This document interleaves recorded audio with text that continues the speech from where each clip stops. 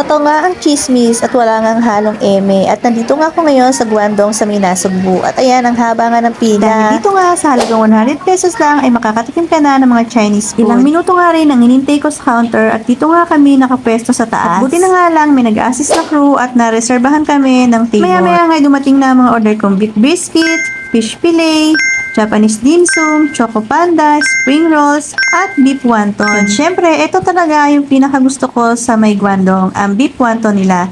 Hindi maalat, hindi matabang, sakto lang. Gustong-gusto ko yung lasa ng sabaw. Hindi naman halata na gustong-gusto ko nga yung beef wonton. At hindi nga rin po itong unang beses kong nakakain dito sa Guangdong. Yung unang beses ko nga kumain dito sa Guangdong, dun pa sa luma nilang dating pwesto. Ngayon kasi pinalaki na at mas pinaganda na ang restaurant ng Guangdong. At isa-isa ko na nga tinikman itong mga order ko. At dito nga sa Japanese dim sum ay hindi ko nga inaasahan na masarap. At hindi nga ako mahilig sa mga Japanese dim sum pero tinry ko siya at nagustuhan ko nga, and then ito naman tayo sa choco panda. Para naman sa akin, lahat naman ay masarap. Iba-iba lang tayo ng taste. At meron nga tayong gusto lang at pinakagusto sa mga pagkain natin tinitikman. And eto na nga, titikman ko na ang beef brisket. And dapat nga pala yung rice nito ay plain rice lang. At dahil nga, ina-offer nila ang fried rice and push na nga ang best. And yes, nagustuhan ko nga ang kanilang beef brisket dahil nga ang lambot ng beef at juicy. Nikman ko na nga dito ang fish fillet ni partner, and never mind na nga sa itsura ni partner dahil nga may sakit siya.